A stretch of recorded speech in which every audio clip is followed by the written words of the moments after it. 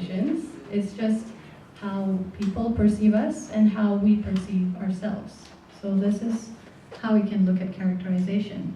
And Cedar's characterization is interesting because she positions herself as an American and as a Muslim at the same time, because she needs to address a heterogeneous audience.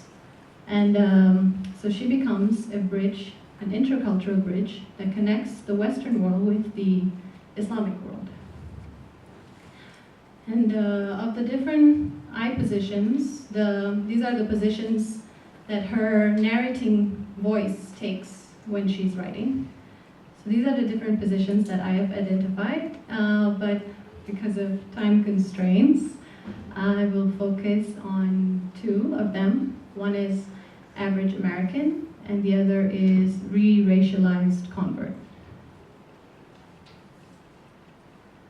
All right, so she begins her story by asking, what would drive an average young white American woman to convert from Christianity to Islam?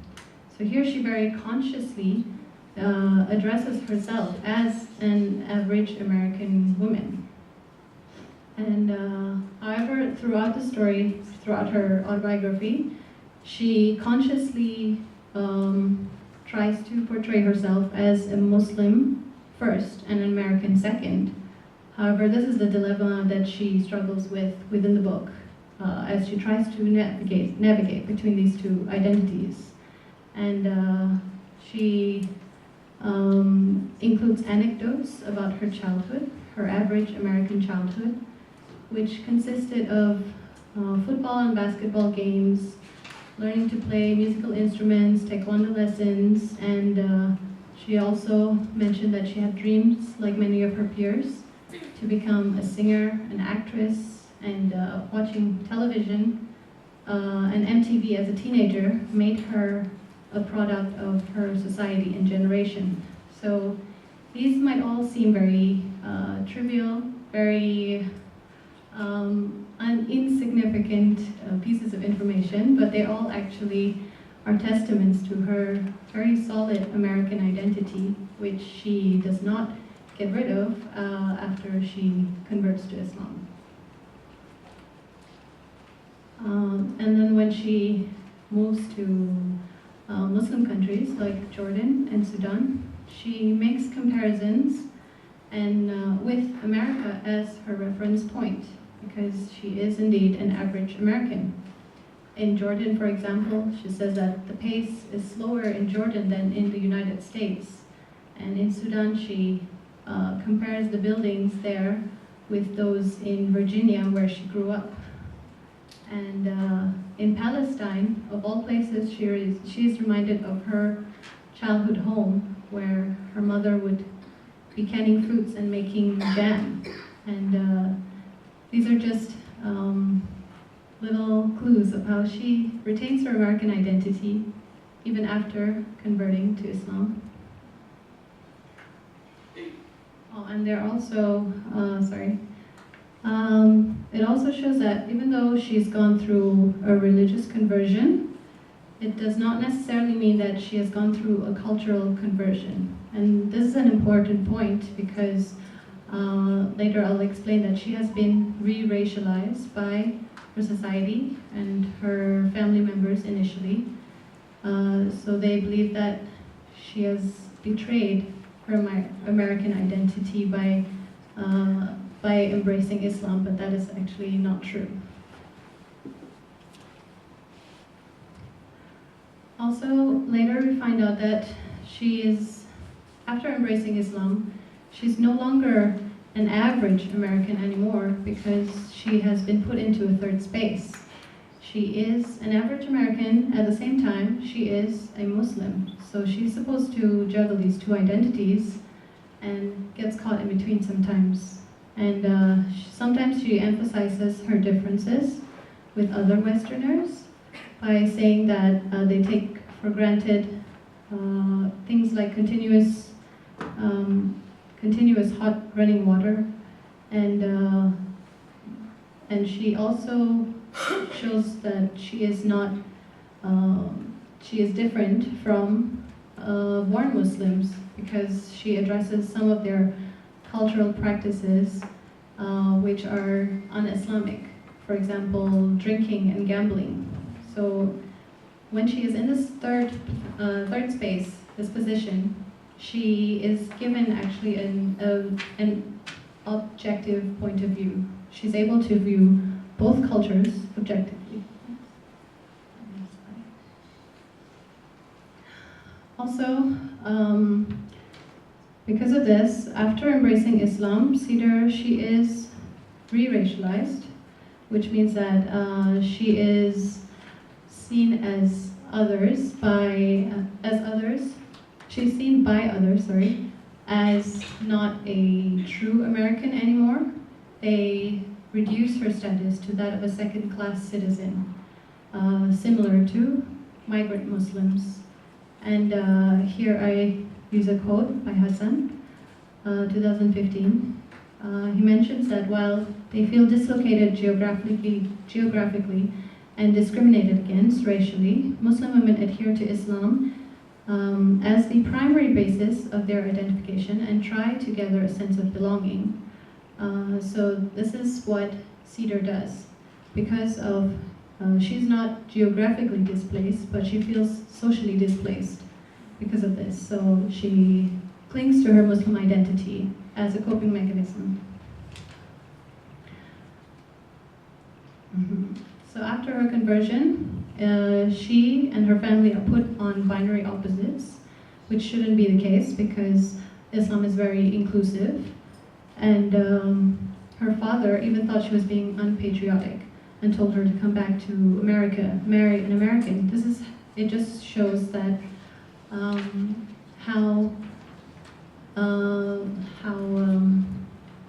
it shows how Islamophobia can be linked to racism. She also encountered some ignorant comments by random strangers telling her to go back home. Some even remarking how well she spoke English, and they did notice that she actually had a Southern Virginian accent. Because of her attire, they simply assumed that she's a foreigner. So this is how she's reduced to a second-class citizen in her own country.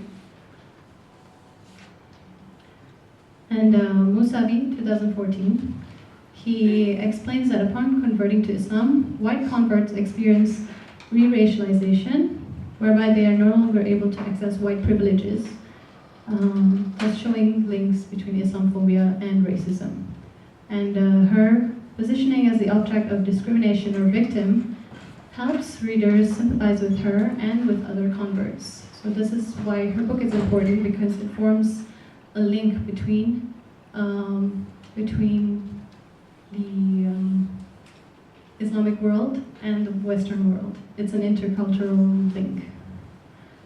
So we can see that Cedar's narrative is more casual. Her writing technique is more casual, which makes her more approachable. And her American and Muslim identities are the most dominant in her book, but she acknowledges her differences with both, and she attempts to negotiate between these to find her unique voice. Okay, that's it. Thank you.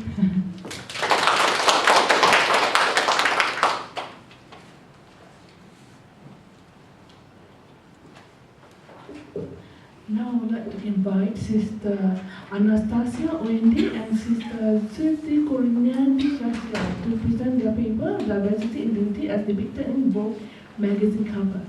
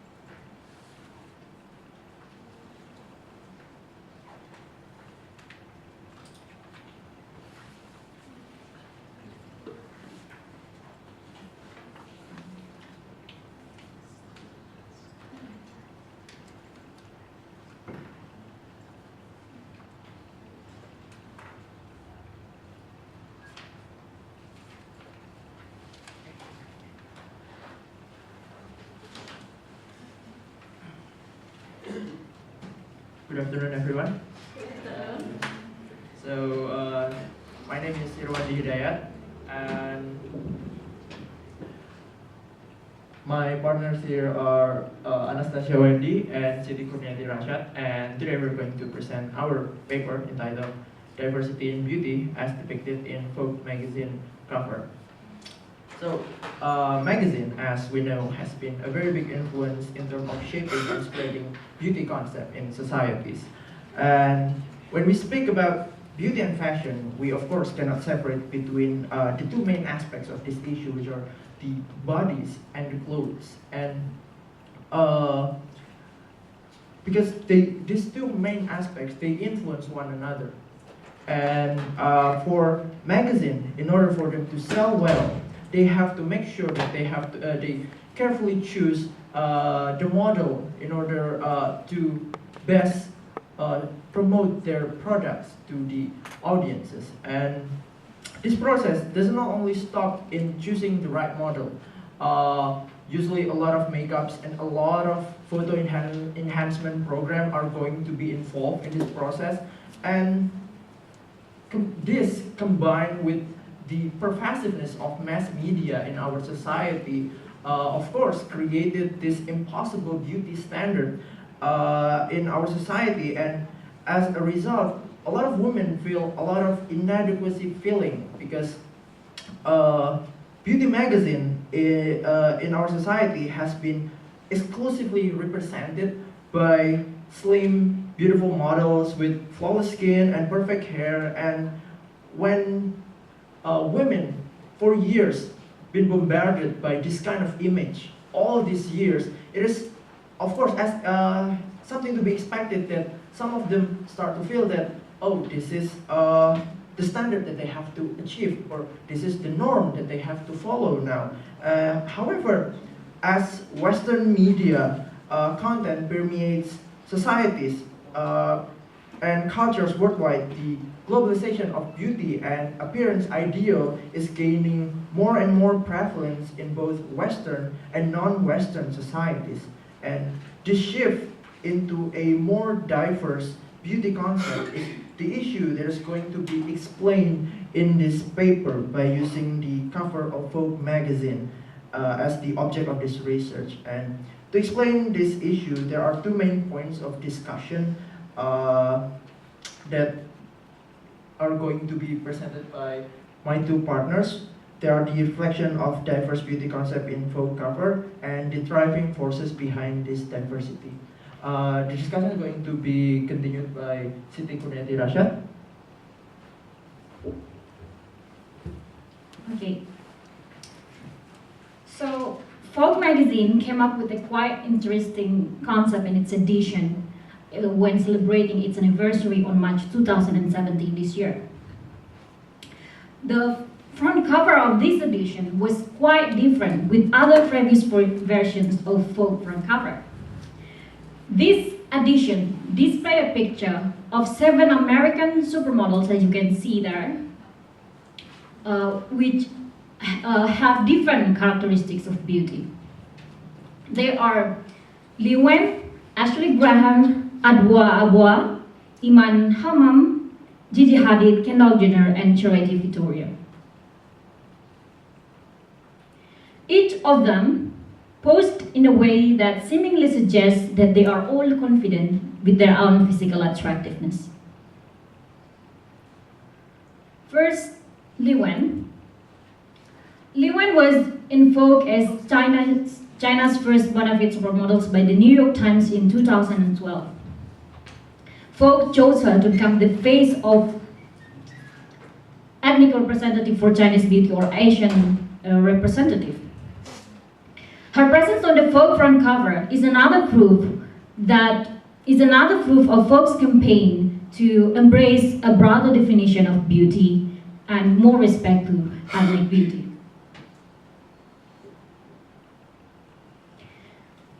The second is Ashley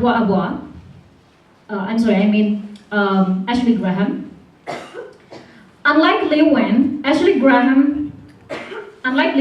Graham does not represent any certain ethnic look. Instead, she has been long well known as a plus-size model and a body activist.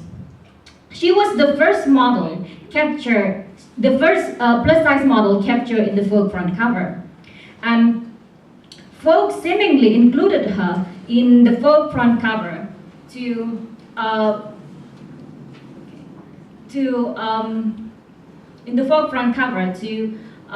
show the readers the necessity to put an end to the exclusion of a plus-size woman in the term of American beauty. And the next is Adwa Abwa. Adwa Abwa's appearance on the Vogue front cover is another strategy that makes evident of a broader shift of social mainstream aesthetic supported by Vogue.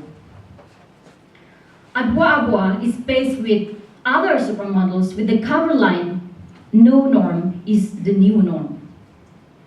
Not only that she has different racial ethnicities with other supermodels, but her preference for such a haircut, for hairstyle, is such a statement to the modeling industry of women's freedom to choose their own version of beauty.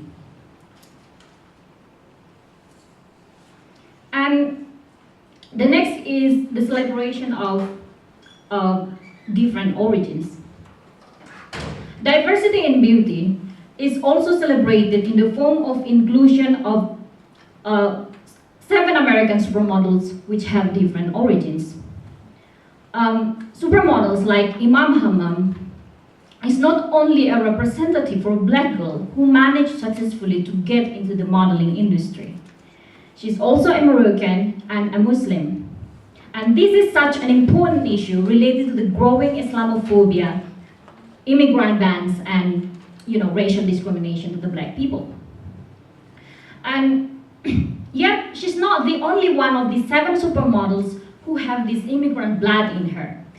Gigi Hadid is also a daughter of an interracial marriage between a Palestinian father and a Dutch mother. And the fact that they are diverse in terms of origins, ethnicities, and races is actually an emphasis to claim that America is a pluralist nation which should provide each individual's equal opportunity to make their American dreams come true. Actually, when we're talking about diversity in beauty and respect more to the ethnic beauty, Vogue have actually acknowledged diversity in beauty and ethnic beauty since the late 20th century. But the question then is, why does Vogue feel the necessity to reclaim its hybridity and its diversity in beauty? So we found 2 reasons for this front cover project, this diversity. That is the notion of American identity and globalization. So by analyzing Vogue front cover, we found that actually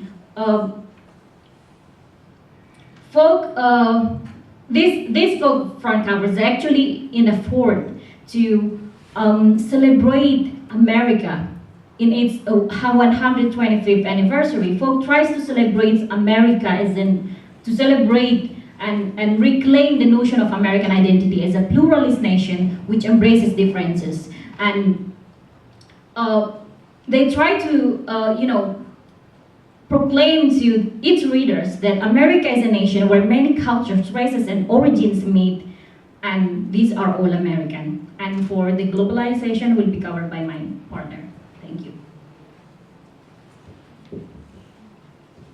Okay, I'm going to explain about the effect of globalization toward the front cover of Vogue magazine published on March 2017.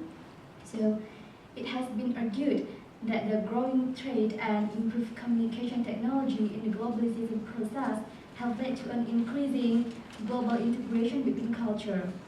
And Vogue magazine has been one of the communication technology as well. Before the global age, each place in the world has its distinctive beauty standard. for a woman in order to be called as beautiful. For example, in Japan and China, a round faces and mild-partner's woman was seen as beautiful and healthy. In Hispanic culture, women with curvy bodies and thin skin was seen as fertile. And in some parts of Africa, scarification was a beauty process. However, the notion of beauty has changed. The front cover of the US magazine actually creates a propaganda toward women by influencing them with beauty and fashion.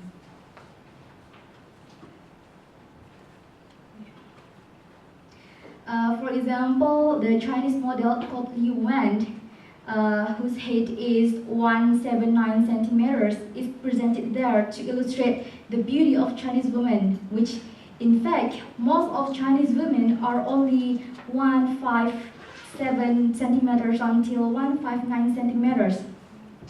Nevertheless, Vogue combines her Chinese characteristic that she has like the small eyes and also the mild partners, which is seen as beautiful for the Chinese.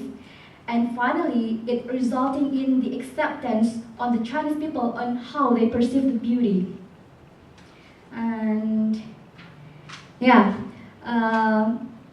there are many scholars have examined the role of physical attractiveness on individual perceptions and have found that the attractive individuals are more seen as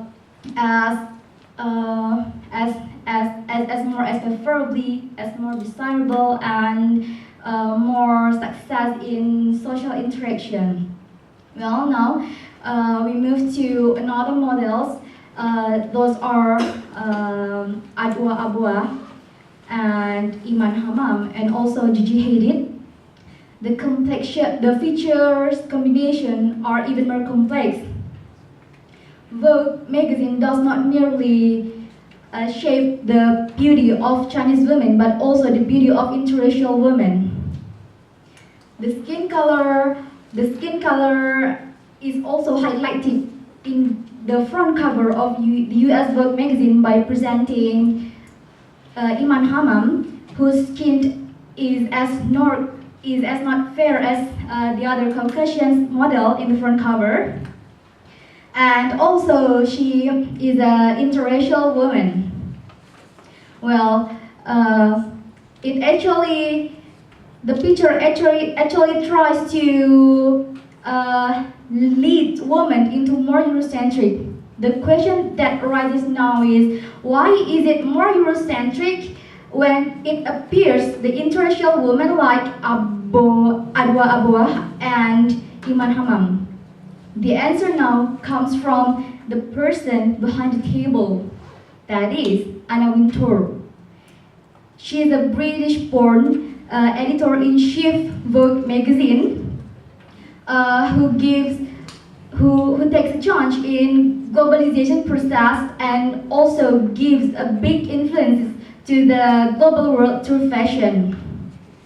By hiring the models with different physical characteristics, so the style followed by beauty will be applied by the people who have the same characteristics like the models.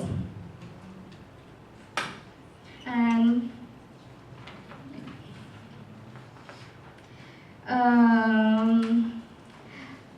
by presenting different background of women in the front cover, the marketing campaigns encourage people to associate fashion consumption with pleasure, so the market will be broader. Here we come to the conclusion. We find that diversity in beauty is celebrated by the variation of beauty characteristics represented by the 7 models. Meanwhile, the reason behind this project of the Vogue cover are the urgency of restatement of the notion of American identity and globalization process. Okay, that's all from us. Thank you very much for your attention. Assalamualaikum.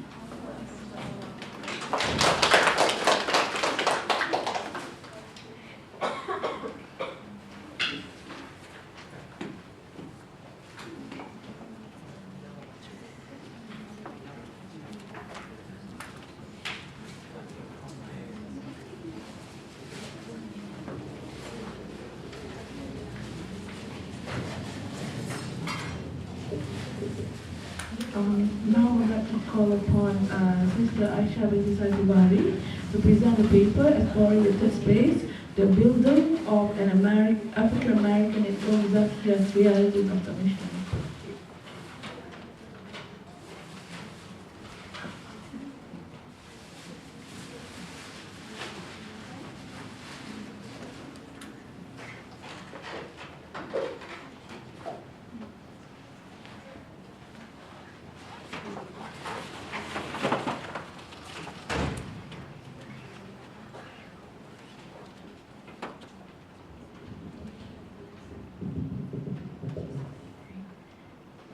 Bismillahirrahmanirrahim. Assalamualaikum warahmatullahi wabarakatuh.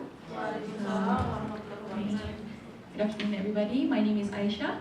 So I'll continue the presentation with my topic, which is exploring the third space, building of an African American in Zakiyah's realities of submission.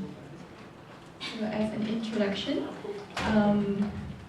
basically Islamic populations in the USA is of heterogeneous communities and also practices, because in the USA, for example, we have Muslim born American, also migrants and refugee populations.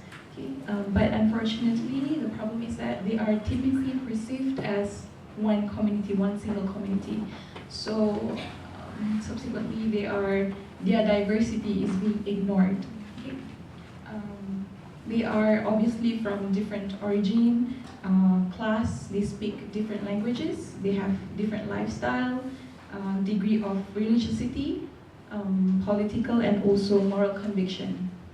Okay, so more unfortunately is after the events of September 11, it has heightened the sense of Islamophobia, and this has contributed obviously to the misinformation about Islam and causing Muslims in America and everywhere else, in fact, to endure severe insults and attack on their religion and also community.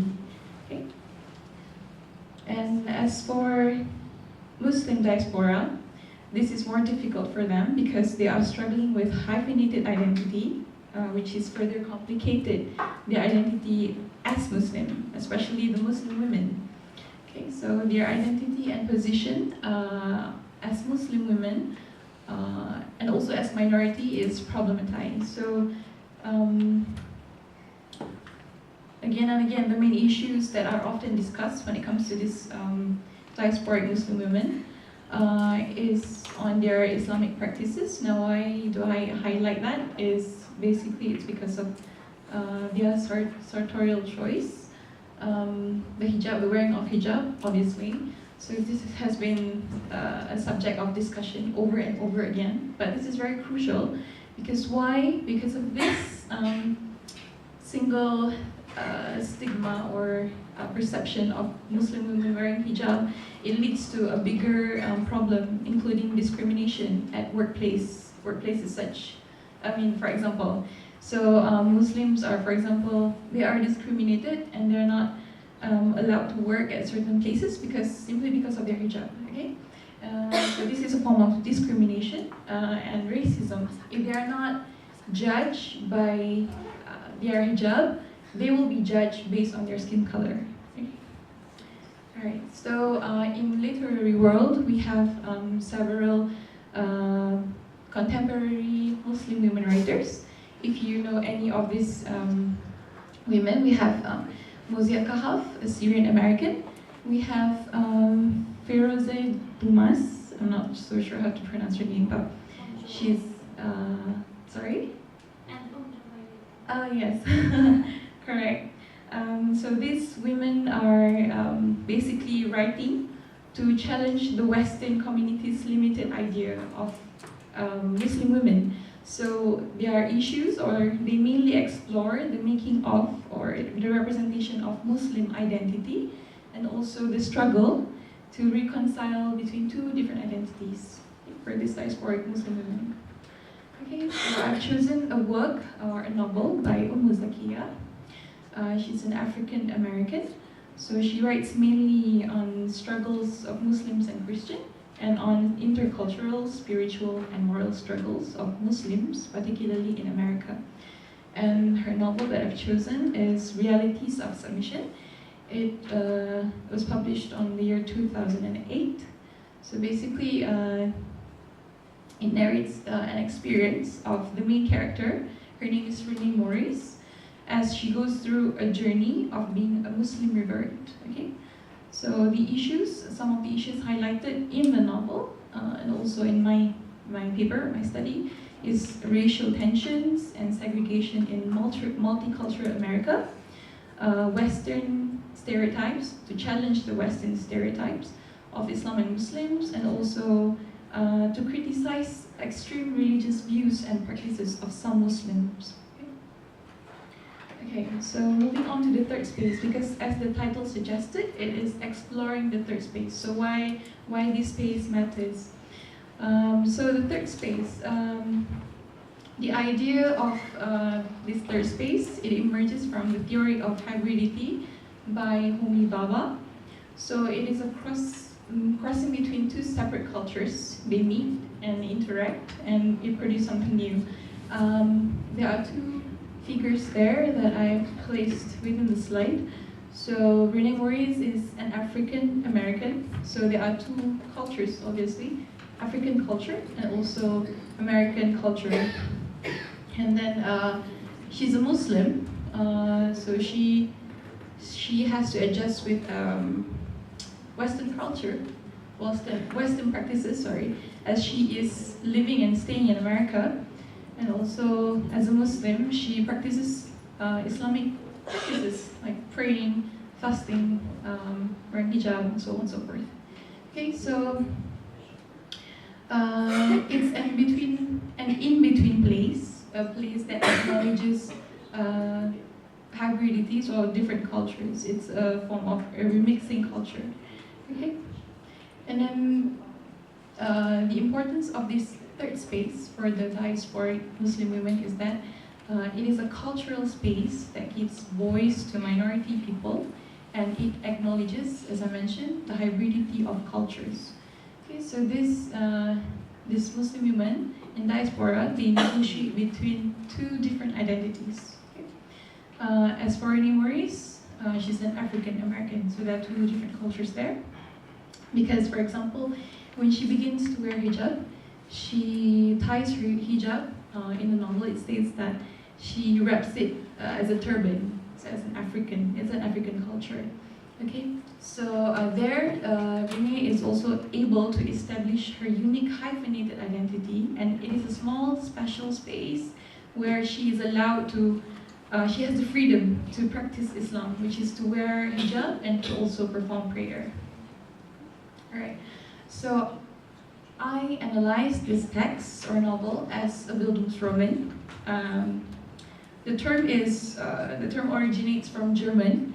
It's actually a novel of formation, because Bildung means formation and Roman means novel. Okay? So basically, the protagonist, he or she develops, this is the standard Bildungsroman, from youth to gain psychological or emotional maturity through the encounters of or with conflicts. Okay, so among the major themes or motives of Bildungsroman is identity and the self, coming of age, education, love, and also searching for the meaning of life. So indirectly or directly, it is a form of journey. So journey is closely or often associated with diaspora. Okay, it's not necessarily all journey, but probably it's spiritual journey in this case of in the case of this novel. Okay. All right, and I frame the Bildung or formation of Renee according to these stages of Bildungsroman. So we have 4 stages. The first one is the call, where the protagonists depart from his or her homeland, and then the apprenticeship. The protagonist becomes the learner of life or apprenticeship. So it's a process of development through education and experience. And then maturity, at one point, after a very challenging process of apprenticeship, the protagonist eventually mature, and he or she accepts the flaws and experience psychological, moral, and or spiritual growth. And finally, the acceptance and remedy, because the protagonist finally recognizes and appreciates the changes within her or within him, and becomes wiser with their newfound wisdom. Okay. So, Bildung, moving on to Bildung, or formation of brain memories. So it starts with the call.